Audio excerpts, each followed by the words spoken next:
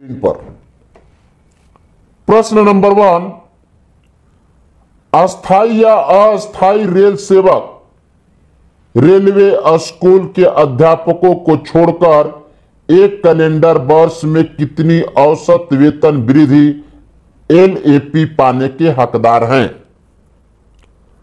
अस्थायी या अस्थायी रेल कर्मचारी रेलवे स्कूल के अध्यापकों को छोड़कर एक कैलेंडर वर्ष में कितनी औसत वेतन वृद्धि एलएपी पाने के हकदार हैं? ए 30 दिन, बी 25 दिन, सी 40 दिन, डी 20 दिन।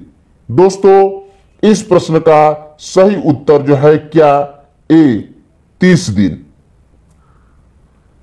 अस्थायी या अस्थायी रेल कर्मचारी रेलवे स्कूल के अध्यापकों को छोड़कर एक कैलेंडर वर्ष में 30 दिन औसत वेतन वृद्धि एलएपी पाने के हकदार हैं।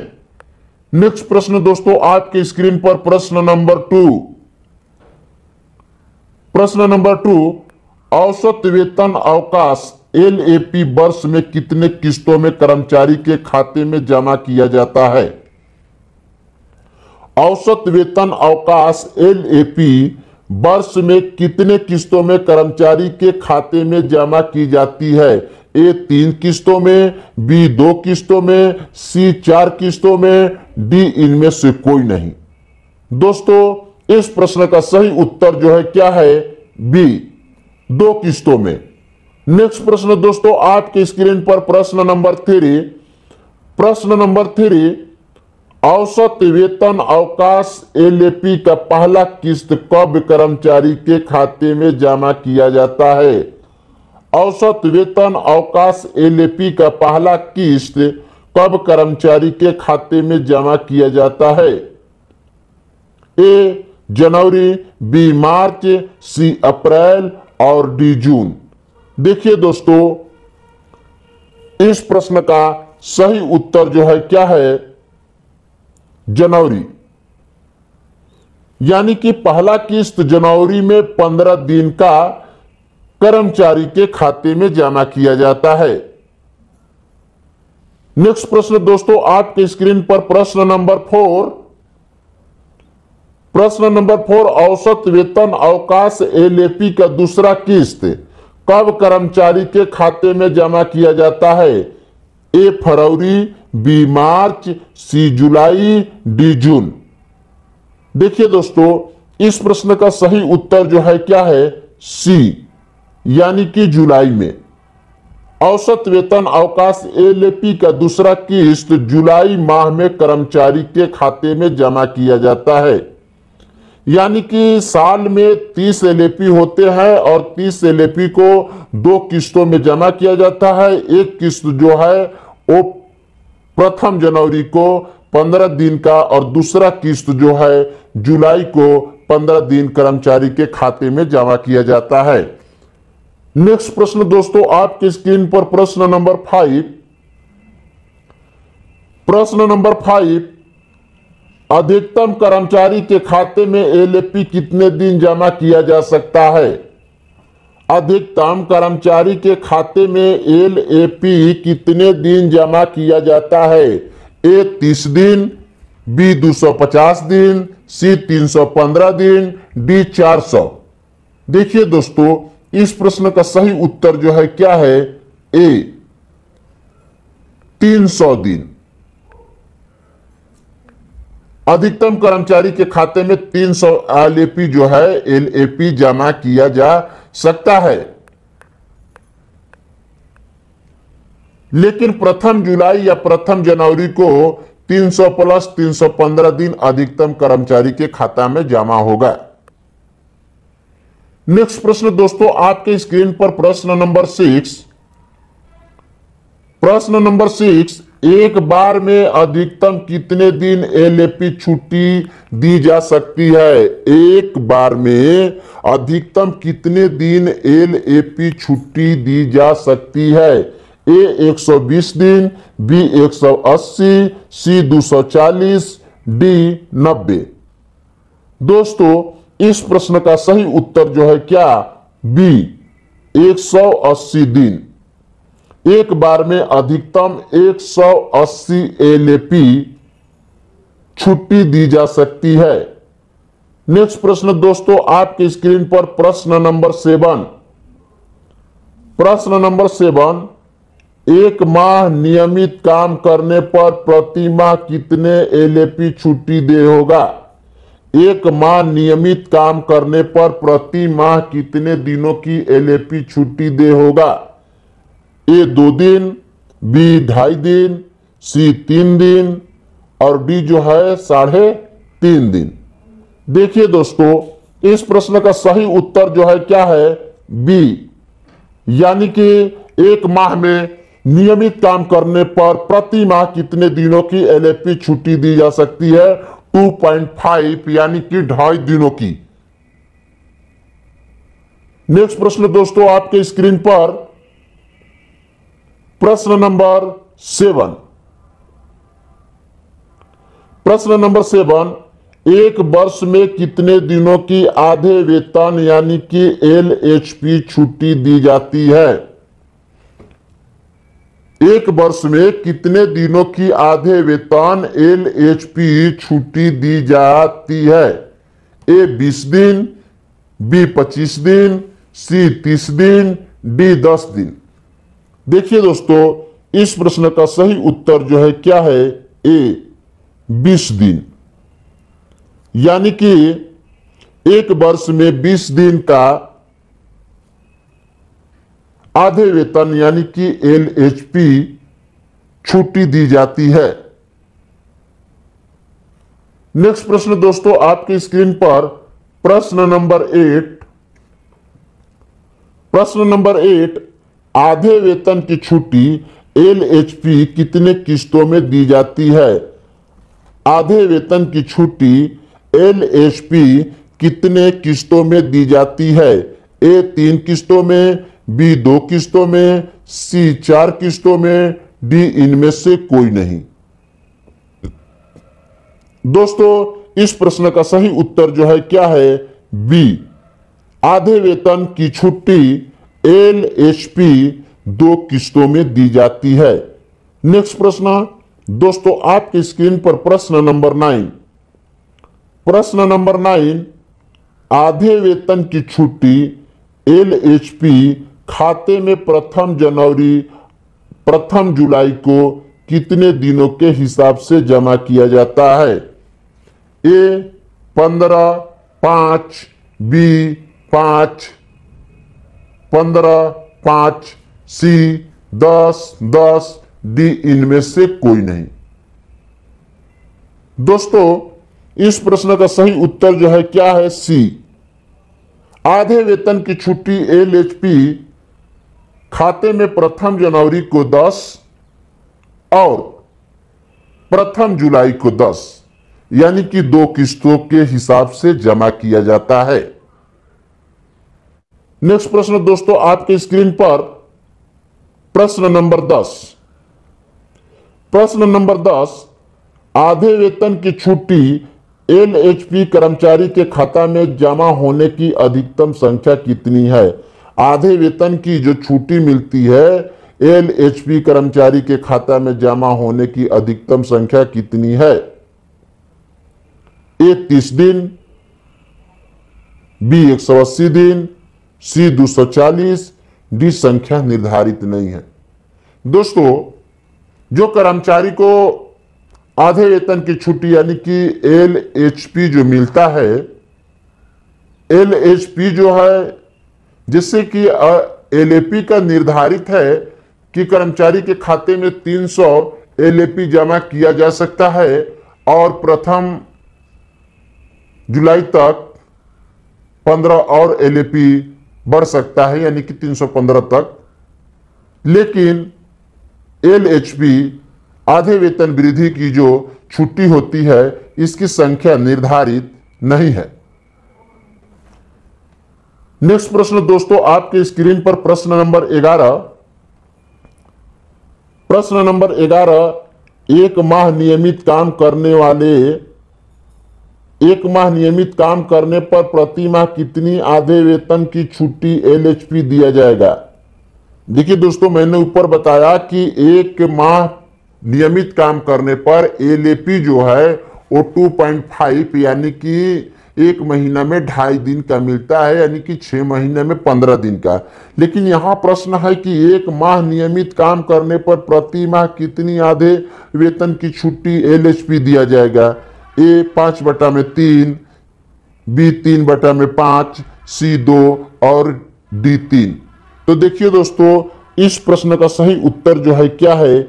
ए यानी कि 5/3। एक माह में नियमित काम करने पर प्रति माह कितनी आधे वेतन की छुट्टी दी जाती है? 5/3। नेक्स्ट प्रश्न दोस्तों आपके स्क्रीन पर प्रश्न नंबर 12। प्रश्न नंबर 12, एक बार में अधिकतम कितने दिन एलएचपी छुट्टी दी जा सकती है? एक बार में कितने दिन एलएचपी छुट्टी दी जा सकती है? ए 120 दिन, बी 180 दिन, सी 240, डी 90 दिन। देखिए दोस्तों, इस प्रश्न का सही उत्तर जो है क्या है? बी 180 दिन, यानी कि एक बार में अधिकतम 180 दिन एलएचपी छुट्टी दी जा सकती है। नेक्स्ट प्रश्न दोस्तों आपकी स्क्रीन पर प्रश्न नंबर 13।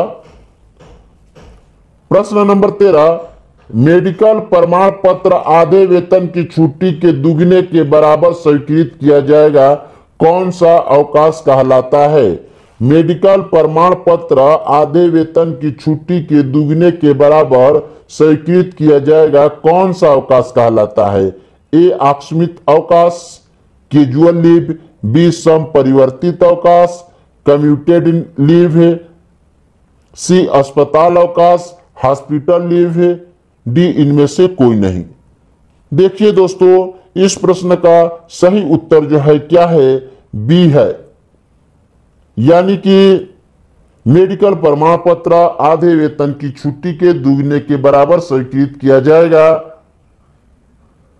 वो कौन सा अवकाश कहलाता है? सम परिवर्तित अवकाश, जिसको कम्यूटेड लीव कहते हैं। मेडिकल प्रमाण पत्र के आधे वेतन की छुट्टी के दुगने बराबर स्वीकृत किया जाए, कौन सा अवकाश कहलाता है? सम परिवर्तित अवकाश, कम्यूटेड लीव।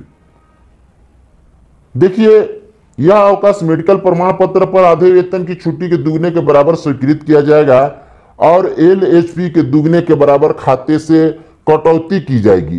कर्मचारी इस आशय संबंधी आवेदन आवश्यक है। एक बार में अधिकतम 180 दिन तक स्वीकृत अवकाश मिलेगा, परंतु विशेष परिस्थितियों में सक्षम अधिकारी के द्वारा इसे बढ़ाया जा सकता है तथा यह 5 वर्ष से अधिक नहीं हो सकता है। नेक्स्ट प्रश्न दोस्तों आपके स्क्रीन पर प्रश्न नंबर 14। प्रश्न नंबर 14, कार्यालय कर्मचारियों को आकस्मिक अवकाश कैजुअल लीव कितने दिन का दिया जाता है?